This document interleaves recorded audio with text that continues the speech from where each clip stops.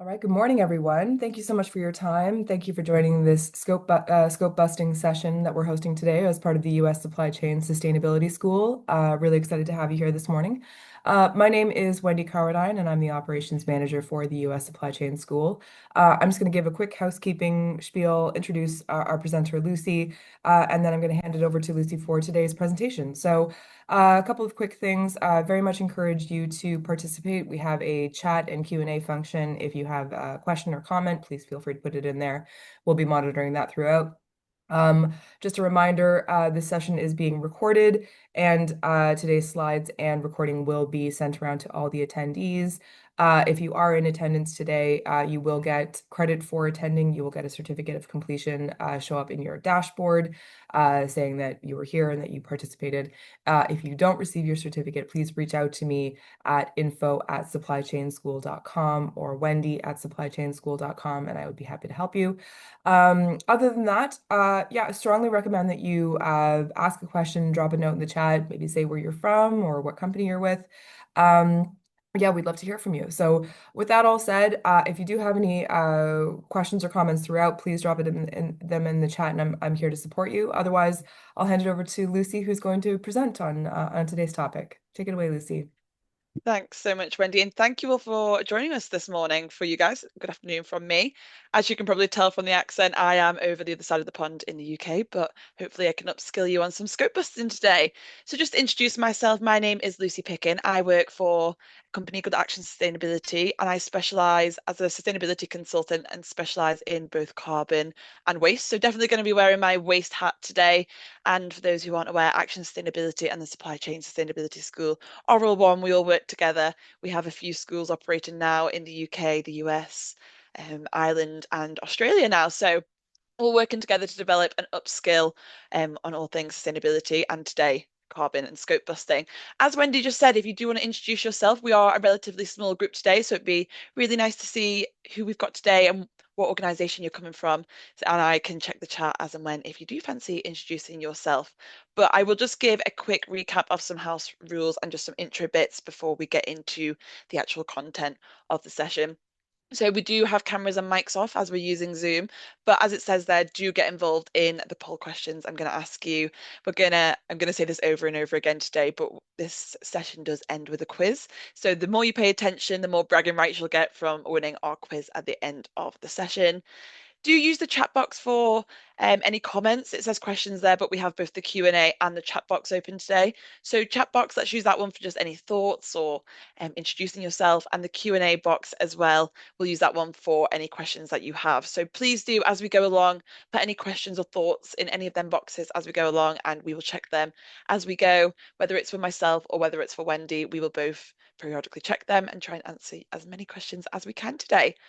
Please do share any feedback because it helps us improve our sessions. If there's something I speak about today as well that you think I would really like to upskill on that a bit more, or I'd like to really deep dive into that content, then let us know because we can definitely put on a session in the future that might be useful for you to see. And as mentioned earlier by Wendy, our slides will be shared later after the session, as well as the recording. We are recording so that you can watch back. And if there's any colleagues who weren't able to join us this morning, then you can send that round to them as well so that they can upskill on some scope busting as well. I'm just going to mention now that we are going to use Menti. I've just mentioned the quiz that we're going to do, and I'll keep saying that just so you remember. But if you are on two screens, for example, and you can get Menti up in the background, please do feel free. But I will give you a QR code when we get to that section of the session. So you can either scan it on your phone or enter the code into menti.com when we get there. But just getting ahead of ourselves, we are going to be using Menti.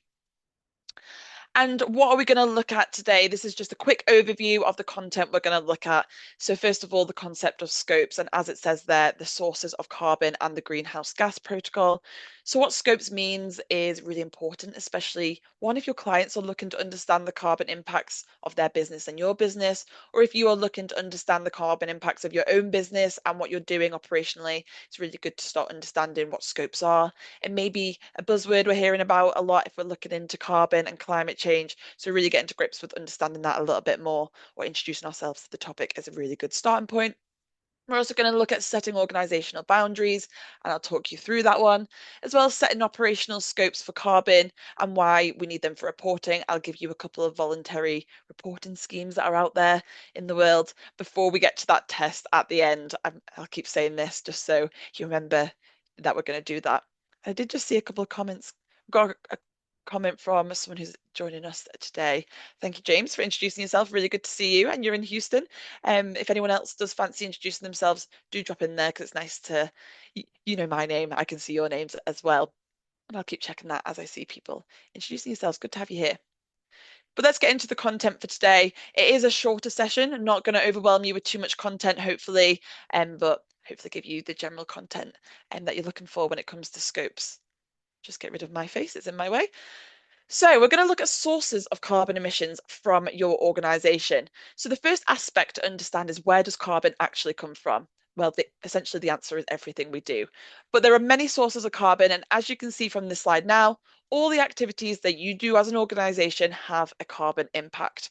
So if we start in the middle, this is you as an organization. So for example, every time you burn fuel, so from any company-owned cars, you're emitting carbon, whether this is using petrol or diesel in your vehicles. Or you could be using other fuels for your plant or your equipment. So the likes of, excuse my terminology if it's different over there, but the likes of forklifts or anything that you have on site if you have in an organization that is on sites. So any fuel that you burn from company-owned vehicles, that is also going to be burning carbon. Similarly, if you're a cement or concrete organization, you might have chemical or biological process taking place. That's also a source of carbon emission as well. Because you might be emitting the likes of methane from composting or any anaerobic processes. The other category in here as well for your business would be fugitive emissions. So this refers to something we call unintentional leakages of gases with global warming potential. And this comes from the likes of heating, ventilation, air conditioning systems, all them kind of things. So them unintentional leakages. And also sitting in your business, we see the likes of gas that you burn as well, because you have that operational control of that. So all of these are what we call direct emissions, which are those you have a direct control of. They're also referred to something called operational carbon, and I'll show you that in a second. All the labels will come up. So then this is the middle. I've just talked through the middle. So then we have our suppliers. So on the left-hand side of our screen, and these will be the organizations, as you know, that you are paying to either receive a service or a product from them. So you pay for the transactions and you are indirectly then responsible for the emissions associated with their products. For example, any materials you buy, any utilities such as waste and water, they will fall under this category here. So this category is sometimes referred to embodied carbon or capital carbon. And it's also our upstream carbon as well. How I like to refer to this, and something that's easier to remember when it's suppliers and how I remember it, is that the carbon has already been burnt, but you're buying that carbon because you're responsible for buying it. It's them indirect emissions, but you're buying them in. You're buying the associated carbon that was emitted with that product. Okay, so then on the other side of our screen, you can see this other green arrow. We have our clients and our customers, who are the opposite side to where our suppliers sit. So this is our downstream category. And if you as an organization are supplying a service or a product to a client, the use of those products generate carbon too. So you have an indirect influence again over that, and therefore you're indirectly responsible for those emissions. So this is something we call our end user carbon. So let me put them labels up so you can see them. This is our end user carbon over here. So if I put an example of this together, if you were an organization that built and sold houses, all the fuel used in the process of building that house would be part of your operational carbon, so in the middle here. However, the materials you may have bought to build the house, such as timber, bricks, glass, concrete, etc., if you bought them from a supplier, this would be your embodied carbon. Then once you sold the house, all the emissions relating to the use of the house will be the end user carbon. So these categories make up your whole organizational carbon impact, and you can just see how the upstream and downstream falls as well. I just want to emphasize that upstream is your suppliers and downstream is your clients. So after you've sold on the products, because you might hear these terms come up every now and then when we're talking about carbon. So just so we're aware of what upstream and downstream means. And I'm saying that as well because it might come up in the quiz later. And there are several ways of measuring carbon emissions, but today we're going to focus on the Greenhouse Gas Protocol, which is the most widely used. Lots of organizations use it globally, which gives a really good level of consistency when it comes to reporting our carbon. So this protocol explains step by step how you can build a carbon inventory, how you can undertake carbon calculations, and it includes several examples of how you can do this as well. So I do really recommend that you look at the Greenhouse Gas Protocol. There's quite a lot of chapters, so you can find the relevant ones. But the Greenhouse Gas Protocol covers all greenhouse gas emissions, not just carbon, but it covers methane, nitrous oxide, and all other gases reported in the Kyoto Protocol. This is something we touch on when we do our intro to carbon sessions. But what I want to just touch on as well here is sometimes we see carbon footprints reported as CO2e. So that little e at the end stands for equivalent. So when we do carbon calculations, it means we're taking into account all the six greenhouse gases, sorry, under the Kyoto Protocol, and what we coin the greenhouse gases. It means we're accounting for them all, and we don't have to do individual calculations. We just have to do the carbon ones. We collectively call them carbon emissions, but we are accounting for all of them. And in the Greenhouse Gas Protocol, there's something called consolidation approaches. This is all about defining who has the ownership of emissions and therefore who has control over them or who has to do something about them. So we have two different consolidation approaches. So we have the equity share approach and we also have the control approach. But this control approach is then, as you can see there, separated into two, which is financial and operational. There is no right or wrong way to do it. It just depends on the organization. And I'm going to dive into some details. But the one thing that I will say a couple of times today is just once you've picked one, you need to stick with that one. So first of all, we have the equity share approach. But what is this? So as you can see on screen, under the equity share approach, a company accounts for greenhouse gas emissions from operations according to its share of equity in the operation. So it's all about economic interest and how much of the organization you own. If you own the asset, you will take 100% responsibility for those carbon emissions because you own it. This equity share is most widely used in joint ventures. If you had a 30% share or 30% stake in an organization, then you would account for 30% of those emissions. Same if you owned 50%, then you would own 50% of the emissions. And that's how the equity share approach works. And then we have the financial control approach. Again, what is this? Again, on screen, you can see that under the financial control approach, a company accounts for 100% of the greenhouse gas emissions over which it has financial control. So let's say you direct how money is going to be sent and where that money is going to be spent. That means you have a direct influence on how much carbon is being emitted, and therefore you account for all of those emissions. So you can see that all on screen. And again, you'll get these slides after the session to have a recap. Then finally, we have the operational control. So again, on screen, as you can see, under the operational control approach, a company accounts for 100% of the greenhouse gas emissions over which it has operational control.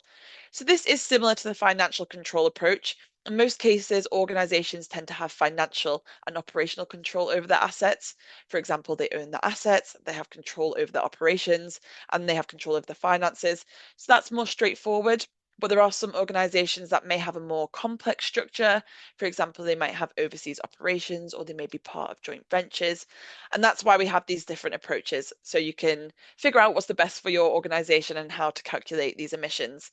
I do get asked quite a lot when I do these sessions on what the most popular one is. And we do tend to see the operational control approach as the most popular approach to taking it. But as I said, there's no right or wrong. It's just what's right for you and your organization.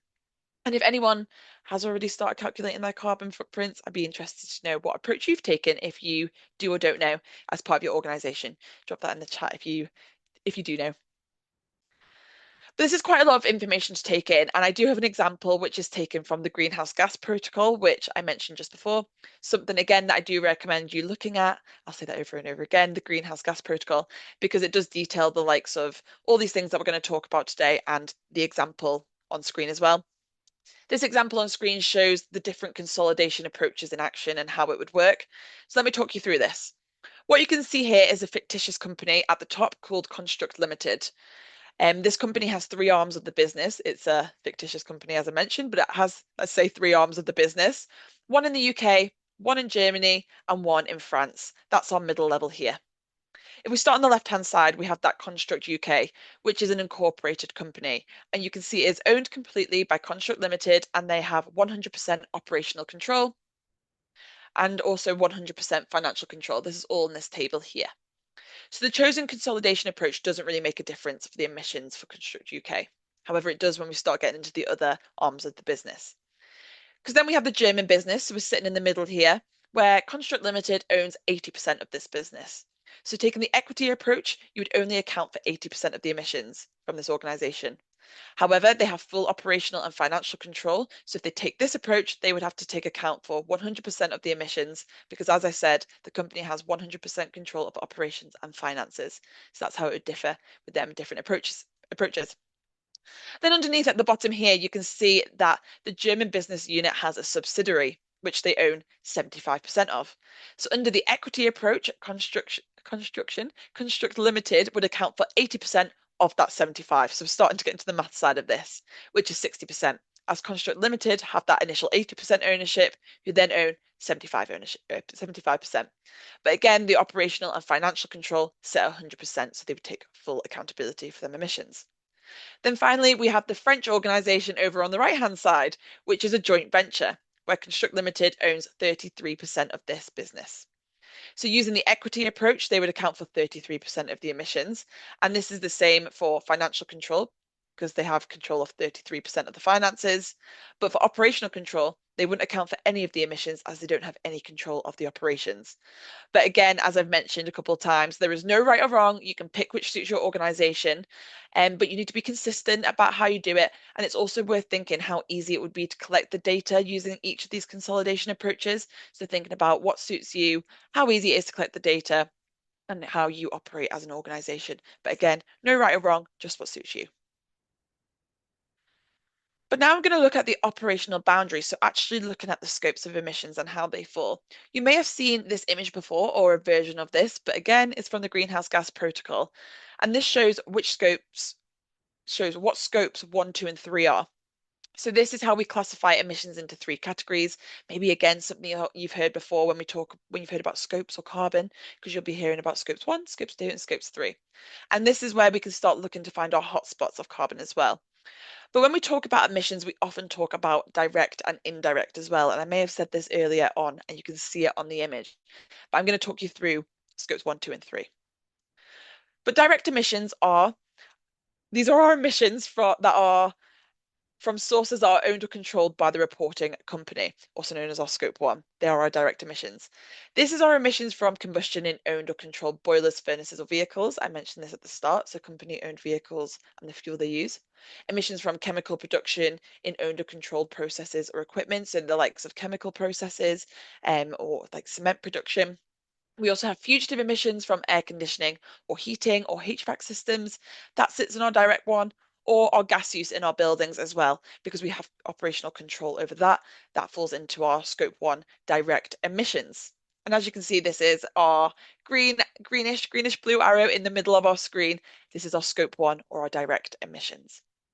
We then have something called indirect emissions, which are emissions that are a consequence of the activities of the company but occur at sources owned or controlled by another company. So remember what I said earlier about you've bought in the emissions that have already been emitted technically, but you've bought them. You have indirect control. They've been emitted elsewhere, but you are buying them in. But then we split this into 2. So we have Scope 2 emissions. These are emissions from the generation or purchase of electricity, steam, and heating or cooling as well, consumed by a reporting company. However, when in doubt, if you want to think about this easily, Scope 2 tends to be electricity consumption. It's what we primarily see in Scope 2. So when in doubt, think Scope 2 is electricity consumption. And remember that for the quiz later, giving you some hints before we get there. And then we also have our Scope 3, which is all indirect emissions which aren't included in Scope 2. So everything else that occurs in the value chain of your organization, including both upstream and downstream, which again, remembering upstream was our suppliers, downstream is our client side. And this is then split into 15 different buckets of Scope 3 emissions. So you can see it might be a little bit blurry on screen, but you can see these 15 icons across, which I'll quickly talk you through. So we have the likes of purchase goods and services, so buying in any products, materials from a supplier. This also includes our water supply as well. We have capital goods. We also have fuel and energy related activities, transportation and distribution, waste generated in operations as well. We also have business travel, so taking any flights, any hotel stays as well. We also have employee commuting, so that is going to your usual place of work, however you may get there. Leased assets, which is the upstream. So if you lease assets, Transportation and distribution again. So this is our downstream. So if you send any products onto a client, paying for that transportation. And that differs here because the upstream one would be the transportation associated with buying in a product. Processing of sold products, the use of sold products. We also have end of life treatment of sold products. Then we have leased assets again. So this is if you lease out assets to someone, you lease it to I always says lease it to a leaser. If you lease it to someone for them to use your building, if that's your operations. And we also have franchises and investments down on the far end. One really important thing when it comes to scope three, and a really good place to start when you start thinking about scope three is doing a scope three screening exercise, because all these 15 different buckets of scope three emissions, not all of them are going to apply to your organization. So for example, if you don't have any investments, you don't need to calculate the emissions for them because it's not relevant to your organization. So what I do recommend is if you haven't started collecting this, undertake a scope 3 screening exercise to find out what's material to your organization, what is relevant to your organization, because you don't need to account for things that you don't do, for example. That's a really good starting point.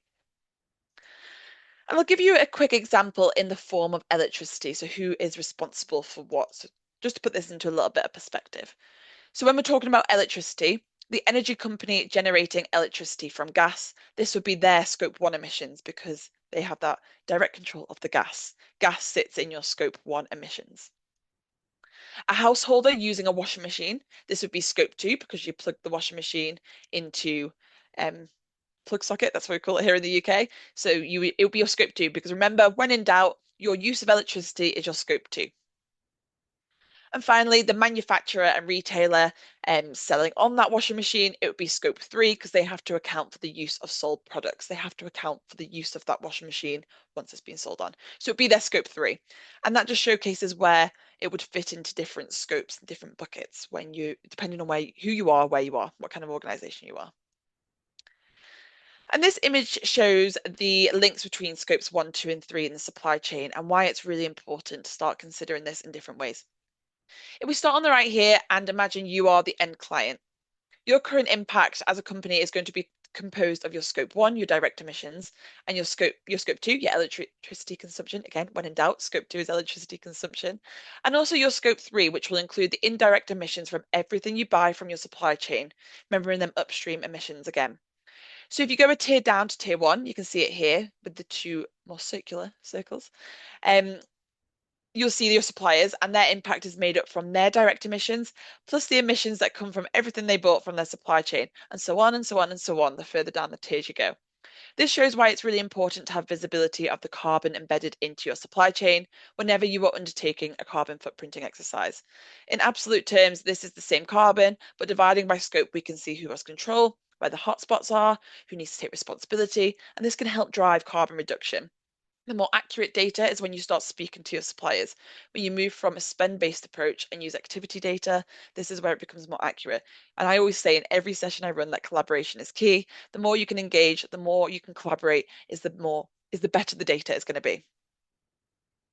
Let me go to the next slide.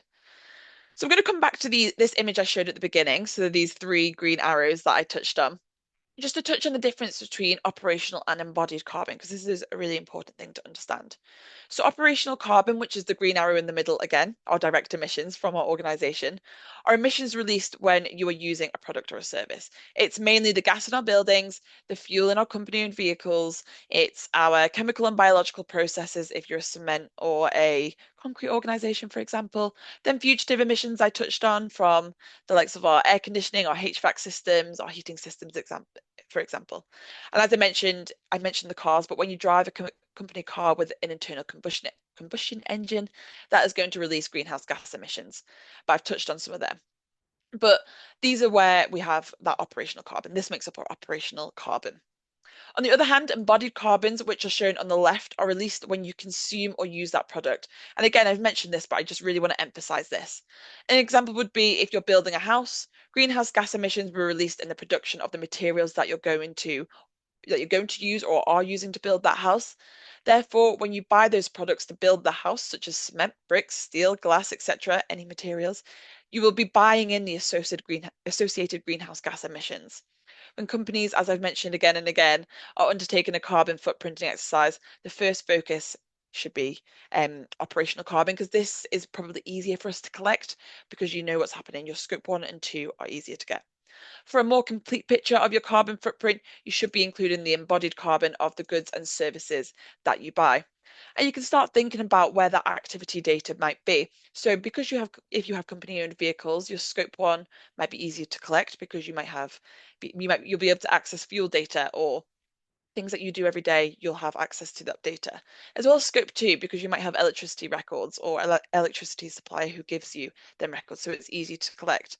And then start chipping away at your scope 3, and you'll get there as well with your carbon footprint. But as I mentioned earlier, doing a scope 3 screening exercise can really help narrow it down so that you know what is material to your organization. Because as I said, you don't need to be collecting data that you don't use, for example. And you can't manage what you don't measure, which is a really important thing that I just want to say before I get onto a couple of voluntary measures globally.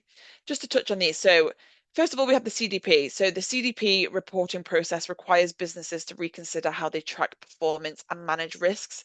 If you're in the early stages of your climate journey, for example, answering CDP's questions will help you to identify gaps and opportunities so you can create a roadmap for effective emissions reductions, because investors are asking for it.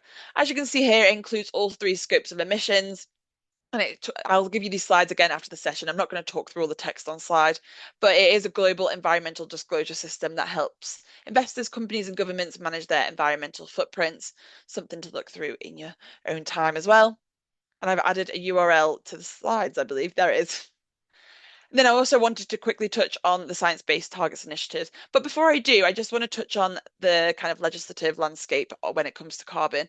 I know a lot about what happens over here in the UK and the things that we have to report against, but I know the complexity of the US with your different states as well. So it's also worth checking the states that you operate, making sure you're compliant with any legislation that might be in place um, before I was going to say before you operate, but you're probably already operating. So just making sure you know what legislation is or regulations are there in your states that you need to be reporting against. But I do want to touch on the Science Based Targets Initiative, known as SBTI, which you may not have heard of. But this is a global organization, and as you can see there, it's a partnership between CDP, the UN Global Compact, the World Resources Institute, and the World Wildlife Fund. And the objective is that it becomes standard business practice to set up science-based targets, and this is for all scopes of emissions. So if your scope 3 emissions represent more than 40% of your total emissions, then you need to include these too. However, if you're an SME, a small and medium enterprise, you have an easier route. So you're looking at your scope 1 and 2 emissions that you'll be setting reduction targets for. But when it comes to scope 3, you only need to commit to monitoring these emissions. But as you can see on screen as well, the scopes and processes are on there, and the reporting is annual. But once you set a target with science-based targets, it's about 4.7% reduction each year for 10 years. So it just means that we can try and reduce our carbon in line with the Paris Agreement 1.5-degree trajectory so that we can try and do things as organizations to hit these targets, because we can all make a difference. If we all started saying, oh, what does me doing something do, then we wouldn't get anywhere. But if we all start making little differences, we can get there. We can reduce carbon globally, which is something that is really important, which you probably are all aware of since you're attending this session today. Okay, I am done with the learning, but I'm just going to do a really quick recap on the scopes of emissions before we get to the quiz, because I've mentioned this. So I'm just going to quickly put this one back on screen. So just a reminder before we do get there, our scope 1 emissions, this tends to be from the likes of gases that we use in our buildings. It tends to be the F gases so our fugitive emissions from our HVAC systems, our heating, our cooling. It tends to also be any anaerobic chemical processes from concrete, for example, combustion that happens. Also, the fuel use in our own fleet as well. Scope 2, when in doubt, this is our electricity. And then scope 3 tends to be everything else that is included in scope 2. So this is our upstream and our downstream. Reminder that upstream is our suppliers and our downstream is our client end of things, so our end user carbon. I might have missed a couple out, but you'll remember from when I've told you before we get to the quiz. But what I'm going to do is quickly check if we've got any questions before we get to the quiz, if I can open up. I can see some introductions as well. Thank you for introducing yourself. Got Chicago as well. Nice to see you here. And I've also got someone who's dropped off from an organisation we've worked with on the UK side, but thank you very much for joining us. So what I'm going to do, if there's no questions in the chat, I will keep it open for a second or so if you do have any. But what I'm going to do is ask you to head over to our Menti. So either head to menti.com and enter the code 72426354 or scan the QR code on your phone because we are going to do a quick quiz. Two of us are already in there. You'll be put into a little waiting room because it's the quiz waiting room, I believe. I'll keep it open for any questions. Do put any questions in as we go along. 5 of us. I know there's about 8 of us today, so I'll wait for the extra 2 of you to join us. I'll give you a couple seconds to do that before we get going.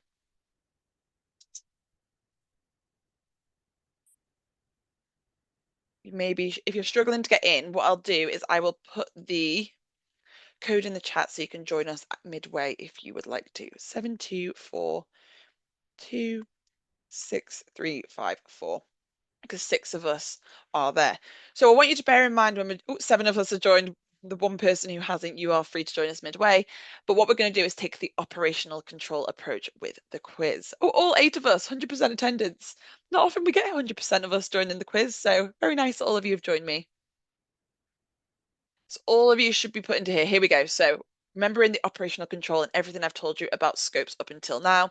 But what I will do is recap as we go along. There is a leaderboard, so answer quickly to get more points. Which scope does your consumption of grid electricity fall into? Is it your scope 1? Is it your scope 2? Or would it be your scope 3?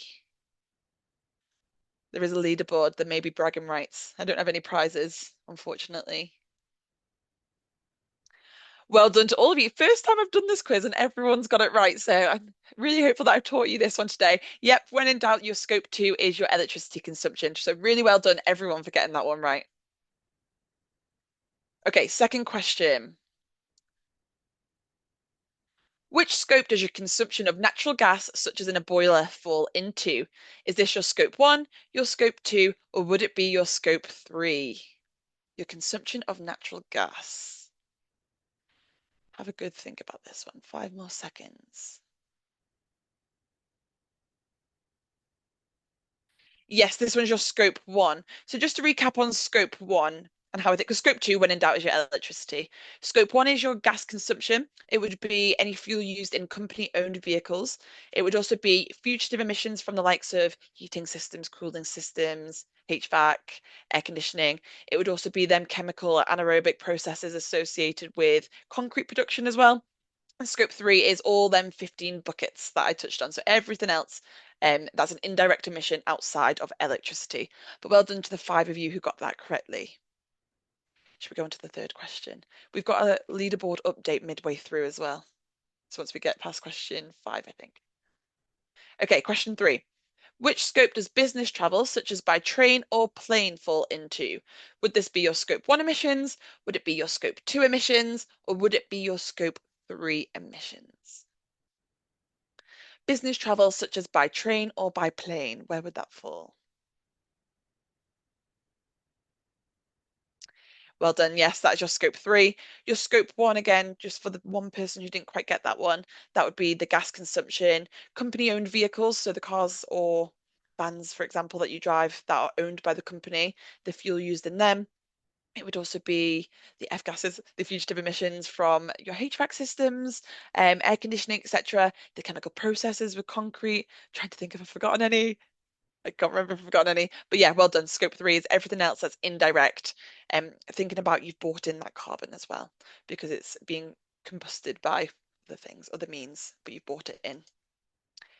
It'll get harder on the second half of the quiz as well. Okay, question 4. We have a chemical process in our factory that emits carbon dioxide as a byproduct. Which scope does that fall into? Would it be our scope 1, our scope 2, or our scope 3? Keywords in here is the chemical process in our factory. Scope 1, scope 2, or scope 3? Yes, well done. I feel like I've talked about chemical processes quite a lot in this one. The chemical processes that would be associated with the likes of that carbon processes that I've touched on quite a lot this morning. Okay, next question, and then we'll get a leaderboard update. Question 5. We buy in and use a lot of materials like concrete and drywall. Which scope do they fall into? Okay, this one could trick you here, but we buy in and use a lot of materials. Is that scope 1, scope 2, or scope 3? Keyword buy in on this one. I feel like I'm giving it away. Well done. Yes, that's that scope 3. I know I've touched a lot on concrete in the scope 1, but it's if you were doing the process yourself. So that would be the combustion processes associated with it. However, in this one, and I kept emphasizing on buy-in, remembering when I showed you them 15 buckets, and I'll show them after the quiz again, that first one was that purchase goods and services. So when you buy in a product or a service from a supplier, that falls into your scope 3 emissions. So let's get, I think, a leaderboard update. Sometimes it gives you the name, so I assume people aren't called Pingu, maybe. At the moment, our leader is Tom. I can see Wendy's joined as well. But yeah, Tom, well done. You're doing really well. And I think James got fastest on the last one. It's all to play for. Still got halfway to go. Anyone's game. And again, I don't have any prizes, sorry, but you do get bragging rights on the US school. But well done. All to play for. Second half is a little bit harder as we go. So let's get you all in the waiting room for question 6. I've got 6 players. I don't know if 2 people have dropped. Oh, yeah, here we go. Pingu and the Burger have joined us. So question 6, as I mentioned, it's going to get a little bit harder in the second half. We've commissioned and handed over the asset to the client. They determine how much energy is used in running it. Which scope is that for us? We've commissioned and handed over the asset to the client. Is it scope 1, scope 2, scope 3 upstream, or scope 3 downstream? They determine how much energy is used in running it. Really well done. We've all been listening today. Yes, it is our scope 3 downstream. Just want to recap on that. The upstream, when in doubt, is suppliers. You've brought it in. Scope 3 downstream, that's when you've handed it over to the client, as you'll all know, because you got this one correct. And scope 2 is electricity if we were consuming it. So if you're at home, imagine having the electricity on, that would be your scope 2 emissions. Or if you're in an office building, that would be your scope 2 if you were using electricity in your buildings. But in this case, is it the end user carbon. So well done. Majority of us got that one correct. Question 7. I've got 7 out of 8. Here we go. Oh, someone's just fallen off. I'll give you a second to get back in. Maybe you've crashed. Here we go. There's the burger joining us. Question 8. We get our HVAC system checked and topped up every so often. Which scope do these fugitive emissions fall into? Scope 1, scope 2, or scope 3? I may have mentioned fugitive emissions and HVACs, air conditioning a couple times, heating systems. Well done. Yes, it is our scope 1 emissions. You're doing really well today. When in doubt, scope 2 is that electricity consumption. But well done, the fugitive emissions are our scope 1. All 8 players are here. So we're going to go on to our 8th question. 3 more to go. We lease some of our assets to tenants who then run and control the facilities. Which scope do these emissions fall into for us? Scope 1, scope 2, scope 3 upstream, or scope 3 downstream? So we lease some of our assets to tenants. They control the facilities. Where do they fall into for us? Under the operational control approach. Yeah, really well done again. Scope 3 downstream. And for those who didn't quite get this one, this is that end user carbon. So we lease the assets to them, they're controlling it. That's our end user carbon. Scope 3 upstream for the one person who didn't quite get this one. Scope 3 upstream would be if we're buying something in or if we were leasing from someone as well. Scope 1 is if we had direct control over that one. Question 9. All of us are here. We're all raring to go. We use waste services and consume water. Which scope do the emissions from these services fall into? Scope 1, scope 2, or scope 3? Trying to think back to them, that emissions with the arrow, the bent arrows, curved arrows earlier. Where would water and waste come into this? Bit of a mixed bag, but it is our scope 3. This is the one when I got into carbon and confused me a little bit. But thinking about the emissions have been, if we think about water, the emissions associated with the utility purchase have already been emitted. We're just buying it in. Scope 2, when in doubt, is our electricity. Scope 1 would be we have direct control of our gas, our company owned vehicles, so like the fuels. It would also be them fugitive emissions we've touched on. Trying to think if I've forgotten any, the chemical processes associated with the concrete and that sort of thing. But this is a scope 3 one because we buy the waste service. So thinking back to purchase goods and services, we buy in a waste service, we buy in water as a utility. So it is our scope 3. Hopefully that one has covered this one. Final question, and then we'll get the final leaderboard and find out who gets them bragging rights. One of our facilities is leased from a landlord. We control how much gas we use and pay the bill for it. Which scope is this? Scope 1, Scope 2, Scope 3 upstream, or Scope 3 downstream? This one might throw you off a little bit as well. The key bit here is we control how much gas we use. I feel like when you get the option of scope 3 upstream and downstream, you think it's a scope 3. No, this is scope 1. I've touched on that gas use as well. We have the operational control of our gas. If you have that control, it does fall under scope 1. It's not a scope 3 upstream in this case, but that one is a tricky one. When you get the options of scope 3 upstream and scope 3 downstream, it does throw you off a little bit. But no, it's the key bit there was we control how much gas we use, but that one is a tricky one, and I think it's put there to throw you off a little bit. Let's find out our leaderboard as well.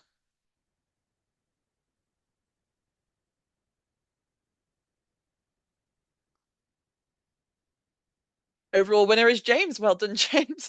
You again, I don't have a prize for you today, but we'll give you a round of applause and you can get bragging rights that you won our scope busting quiz today. So very well done, and well done to everyone because you all did really, really well, and it was quite close towards the end as well. But that is the end of the session. I'll just give you a quick recap and a bit closing.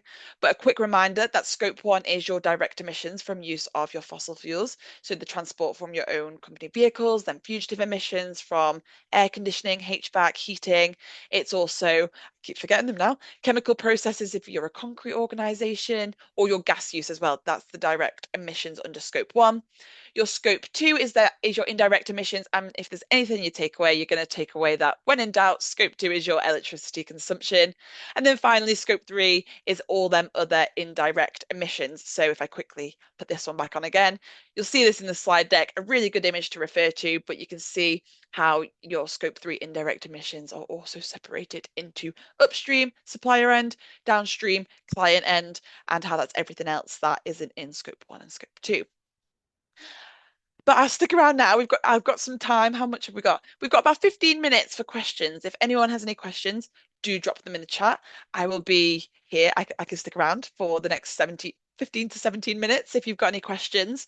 But if not, you can take them 17 minutes back of your afternoon. I've seen someone said the quiz was actually really helpful. Thank you. Thank you so much. I'm really glad it does because it really puts it into a little bit of perspective when you can start talking around them emissions, doesn't it? Um, and thank you. I'm glad you found it a really good presentation.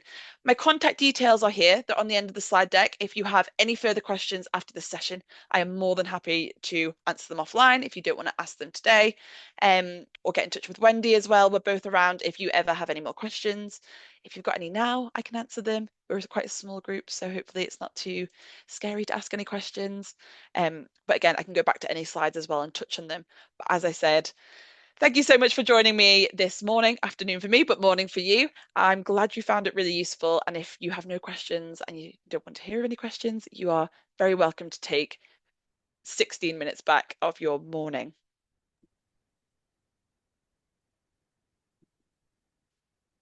Okay, great. Thanks, Lucy. And thanks everyone for joining. Just a reminder, you'll get an email from us pretty shortly, either today or tomorrow, with the link to the recording and the slides.